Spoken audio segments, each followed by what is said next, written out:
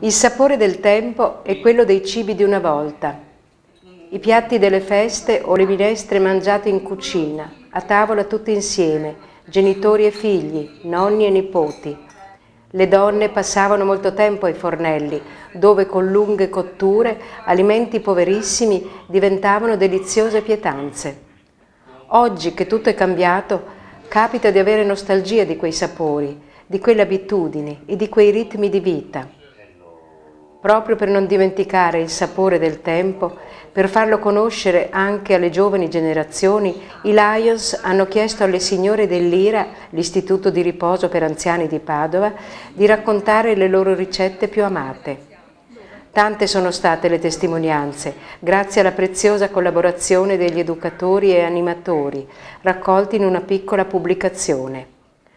Accanto alle ricette ci sono simpatici commenti, consigli, ricordi e anche poesie.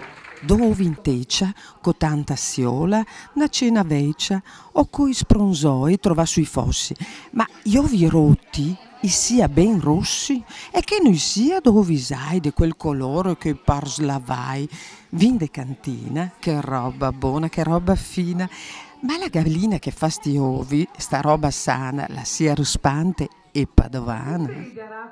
L'alba. Sole mio, troppo presto infondi la tua chiara luce del cielo. Lasciami dormire ancora un poco.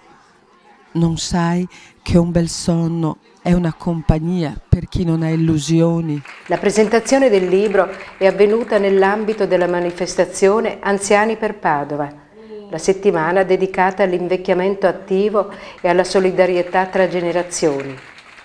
Vi hanno partecipato i ragazzi della scuola di cucina e panificazione di Cae di Mar con i loro insegnanti, salutati dal presidente dell'IRA, onorevole Tino Bedin.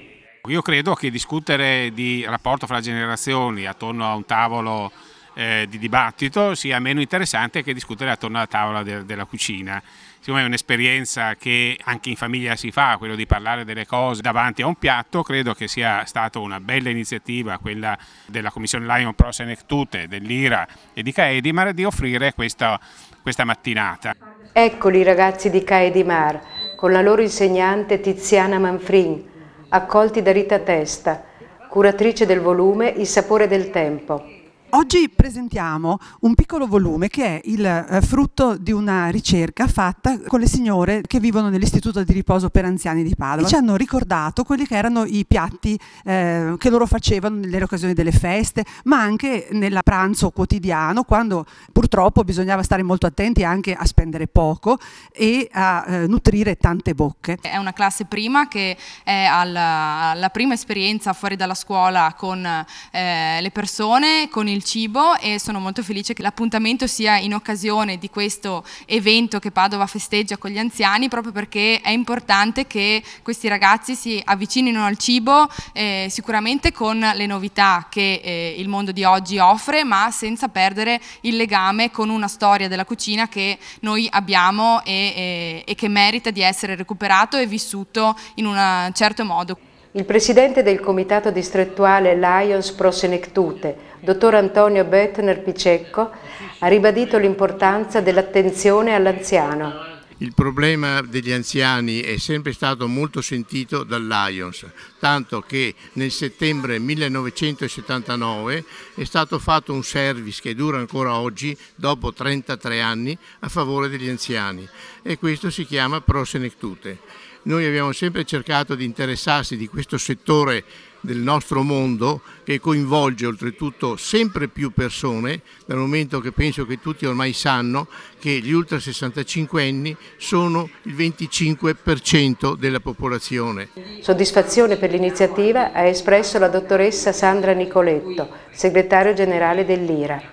Negli ultimi anni l'Istituto di Riposo per Anziani, per poter realizzare attività a contenuto prevalentemente culturale, ha avviato una collaborazione con i Lions Pro Senectute, e questa collaborazione si è evoluta nel tempo, tanto da realizzare recentemente anche delle pubblicazioni dove vengono raccolte i ricordi e le memorie dei nostri anziani. Con il Lions Club Prosenetute abbiamo una valida collaborazione e anche molto professionale. Il film Pranzo di Ferragosto, super premiata opera prima del regista Giovanni De Gregorio, ha offerto molti spunti al dibattito, come ha sottolineato Giovanni Barnaba, responsabile del progetto Lions per i giovani ed esperto di cinema dibattito. Oggi sono qui nella veste di presentatore del film Pranzo di Ferragosto, che mi sembra una scelta molto felice perché rappresenta, secondo me, la sintesi ideale fra gli ospiti di questo istituto e i giovani ragazzi di Ca' Edimar che con la loro scuola vogliono riproporre, secondo me molto positivamente, valori e atmosfere proprie delle famiglie di una volta. Ultimo argomento, ma non certo meno importante, quello sollevato dal coordinamento psicologi dell'ULSS 16. Prendersi cura di chi cura. Ne parla il responsabile del servizio Tutela Salute Anziani dell'ULSS 16, dottor Maurizio Molinari. Racconta le esperienze personali dei vari operatori nella quotidiana attività che loro hanno in istituto. Tutte le problematiche relative all'assistenza del malato. Sappiamo che la maggior parte dei malati poi in casa di riposo hanno un problema di declino delle capacità cognitive e di demenza, e quindi tutte le problematiche comportamentali dei pazienti con cui si devono confrontare. La dottoressa Laura Baccaro, coordinatrice del servizio TSA ULSS 16. Il senso di questo volume è dare spazio a tutte le attività e a tutte le pratiche migliori che nelle strutture per anziani sono state realizzate in questi anni, proprio per prendersi cura della salute degli operatori, dei familiari, degli ospiti, in modo di avere una cura sempre migliore dei nostri anziani. Tornando a casa, mentre meditiamo di sperimentare qualcuna delle ricette che le signore ci hanno regalato, sentiamo chiaro il messaggio di questo incontro.